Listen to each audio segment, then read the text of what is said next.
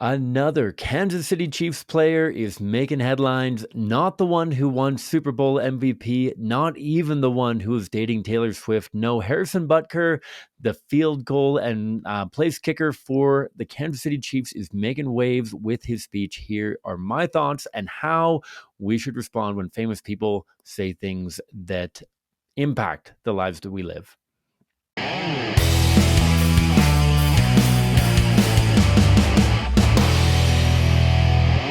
Hi, folks. Welcome back to the Pro Life Guys podcast, a show dedicated to equipping you with the tools that you need to have compassionate and compelling conversations about abortion so together we can change minds, save lives, and transform our culture. My name is Cam. I am the host of the show, and it's not often that I get to do a show that touches onto the sports world in any way, in any kind of positivity. As those of you who know me can certainly point to, I'm a big sports guy. I am more a baseball, soccer, hockey kind of guy than I am a football guy, especially NFL. But you know what? This is an interesting opportunity to talk a little bit about sports and to be able to do so in something of a positive light, because I often go on rants, at least with the people around me, about how toxic so much of sports culture is. And the massive moral dilemma that so often goes along with being a sports fan, and understanding how often professional athletes do incredibly stupid and incredibly terrible things towards family or other people around them, whether it's because of sports culture inherently or whether it's because of you give anybody a crazy amount of money and a massive platform and very little accountability or training or preparation for how to navigate all of that goes into being a professional athlete. And unfortunately, they often make some very bad decisions, like the rest of us. But in some ways, their decisions can be way bigger because of what they have at their disposal. That I don't make very many $1 million mistakes because I don't have $1 million to work with. If you have hundreds of millions of dollars to work with, you can make gigantic mistakes. When you have a platform, you're often under a far more scrutinous kind of microscope. What am I talking about? Well, Harrison Butker, field goal kicker extraordinaire for the Kansas City Chiefs, the guy who put up 4 field goals during their recent Super Bowl win over the San Francisco 49ers, recently gave a commencement address at Benedictine University in America, which is a Catholic university. And his speech, which was about 20 minutes long or so, sent shockwaves through the American media and American culture and all this kind of thing. Over 200,000 people have signed a petition asking the owners of the Kansas City Chiefs to void his contract and not let him be a place kicker ever again. And it came on my radar. A few people asked me about this. This is a few weeks ago now. And so many of you, I'm sure, have seen the speech already. I've seen a bunch of reactions because I'm a little bit tardy to the party on this. But for those who haven't, this kind of came on my radar because a lot of people said that Harrison Butker gave a pro-life speech. Which I'm always a little bit interested to see what famous people say about the abortion issue. Some of them are very eloquent and very well prepared to give them. Some of them are very ill prepared and very cringy. And it made me think about an episode about what should we as pro-lifers do when famous people say pro-life things. And I think it's important to go through this somewhat methodically because, as pro-lifers can attest to, we have been in some ways burnt before, in some ways caught with our pants down. What do I mean by that? There have been lots of famous people that have said a lot of famous things, some of which have been pro-life.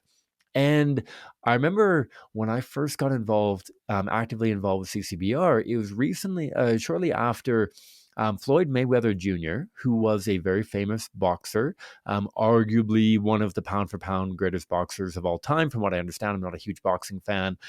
He said a couple of very pro-life things, and I went around championing Floyd Mayweather Jr. as a pro-life leader, which was erroneous. Floyd Mayweather Jr. has said a few pro-life things, as have other boxers, Manny Pacquiao, a number of other people. However, Floyd Mayweather also said it in the context of some very alarming and very disturbing things about what he would do to his girlfriend if he ever found out that she had had an abortion, and likewise. And I have found time and again that it is worth first step of dealing when famous people say pro-life things is to get the context. What was actually said? And who is this person in the first place? What do I need to know about this person before I go to war over whether or not Kanye West or Floyd Mayweather Jr. or Tim Tebow or Harrison Butker are the kind of person that I want to rally around? Who is this person and what did they actually say? And often we can be very surprised by that. Obviously, we are all sinful people. We have all made terrible decisions. We've all said things that we shouldn't have. This isn't, is this person perfect? Because believe it or not, they're not. Unless you are quoting from scripture and words of Christ himself, the person you are citing is not a perfect person. And they have probably said some things that either warrant backlash or that you disagree with, or other components that you should be familiar with and aware of before you just randomly start posting content and saying, oh, Harrison Butker offers a brilliant pro-life speech at the Benedictine address. I listened to the speech. As a Catholic myself, I think there's a lot of good things in there. I think it's a pretty far step to call it a pro-life address. He does identify abortion as one of the social ills in our country. He points out how ridiculous it is that Biden and other international leaders identify with their Catholic faith and go on to support abortion. Obviously, here in Canada, we have a very similar situation with Justin Trudeau, identifying as Catholic, but being radically supportive of abortion. And so there were a few touch points in the speech, but if I just go posting this willy-nilly, I am not going to be prepared for the conversations that are naturally going to come up. In this case, about his stance on the Latin Mass or about parenting ideals and lots of other stuff that I may very well agree with, but I may be woefully unprepared for if I get asked about the speech that I just posted on my timeline or whatever. And so be aware of that, not just for Harrison Butker, but also for others, Tim Tebow and other people who have said some really good things. And it is worth applauding and appreciating what they have said, but it's worth being familiar with what they've said. And the same obviously goes, though it's not the point of this episode, for those that have contrary points of learning a little bit about what went on around Colin Kaepernick, the dude that started the trend of kneeling during the American national anthem during football games. There's a lot of things that I hear about Colin Kaepernick that are wildly untrue. Even though I disagree with what Colin Kaepernick was doing, there are some things that I wildly disagree with when it comes to statements about him as a player, him and his character, what people perceived him to be doing. So do your research, first of all. Second of all, understand the setting and how this can be a platform or a leverage point for you in your conversations. I think that that's very appropriate. When people say famous things, this gives us an opportunity to engage our neighbor, our brother, our sister, our coworker, whomever it may be.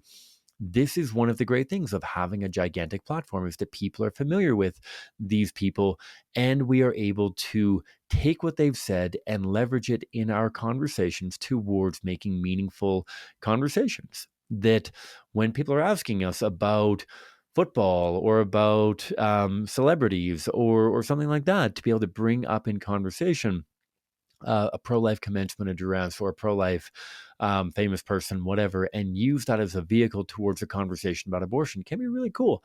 But also understand where the heavy lifting should happen. That Harrison Butker is not here to love your neighbor for you any more than he is here to change the heart and mind of your neighbor. This shouldn't be a replacement for you. That this can be a springboard. This can be a catalyst. This can be an opening for you, particularly if you're not doing pro-life outreach, right? That It's easy for me while I'm on a street corner holding a sign that shows the reality of what abortion does to a preborn child to ask the question of a passerby, what do you think about abortion? That might be a little bit weird for you in your office job or at your dinner table or other contexts and situations that you might find yourself in. And so to be mindful of that and to allow these to be social lubricants for engaging in conversations about abortion, to not assume that it's going to do the heavy lifting instead of you or for you, but rather as a catalyst or as an open door to get into a conversation about abortion. After which point you can hopefully use at least some, if not many, of the tools that I've talked about here on the podcast before. Last thing that I want to encourage you to do is to reach out in whatever way, whether it's through prayer or whether it's through social media, um, and appreciate and pray for and thank and engage with the person that said the famous thing. I know that ARPA right now and Campaign Life Coalition together are doing a big campaign around Arnold Viersen and his pro-life sentiments and things that he has said. Arnold Viersen being a Canadian politician, maybe not quite the same gusto and profile as Harrison Butker. No offense, Arnold. Arnold's a friend of mine. He has a platform, but probably not quite the same scope as Harrison Butker. But we need to appreciate these prominent people who have made pro-life statements or pro-life offerings and let them know that the silent majority doesn't need to be silent, that we can articulate our appreciation, even if it's only in part. Say that you are not Catholic. Say that you are concerned with aspects of his speech. You can make those known as well, but also offer those appreciative sentiments and gratitude towards somebody who is courageous enough to say things like that. Whether you agree wholeheartedly or only in part, to be able to show our support in that. Don't say, hey, I loved everything that you said. We had an interesting scenario like this at the Alberta March for Life that I spoke at a month or so ago, where there was a Muslim fella who spoke at it, who articulated during his speech that he was not fully pro-life, but that in the areas where he was against abortion, he was very, very against abortion. To go and thank him for sharing about that pro-life component and to acknowledge and articulate that I'd love to talk to you more about the exceptions to the pro-life worldview that you hold. I don't believe that abortion should be allowed when a mother's life is in danger. I think that there's a more nuanced and appropriate response to that to ensure that the mother gets medical intervention, as you can check out on one of our recent episodes. However, to articulate what you do agree with and what you don't agree with, and to thank them for what you do agree with can go a long, long way. So again, do your research, consume the content. 2, use it as a springboard towards meaningful conversations about abortion or other points of interest, not accepting that you have to defend everything that that person has had to say, but rather honing in on what you find interesting and then using it for a springboard that hopefully allows you to incorporate some of the other apologetics we've talked about on the show. And finally, to pray for these individuals, these groups of people who are offering these courageous statements. Whether you agree wholeheartedly or only in part, articulate that appreciation to them in some kind of meaningful way, whether on social media or otherwise, to appreciate what it is that you do agree with and what it is that you do appreciate. And so those are a few quick thoughts on the Harrison Butker. I'm going to drop the commencement address in the show notes below. Check it out if you haven't seen it already. And please do check out some of the other content that we have on the Pro-Life Guys podcast. Thanks a ton, and may God bless you abundantly wherever you're at, however many hours are left in your day.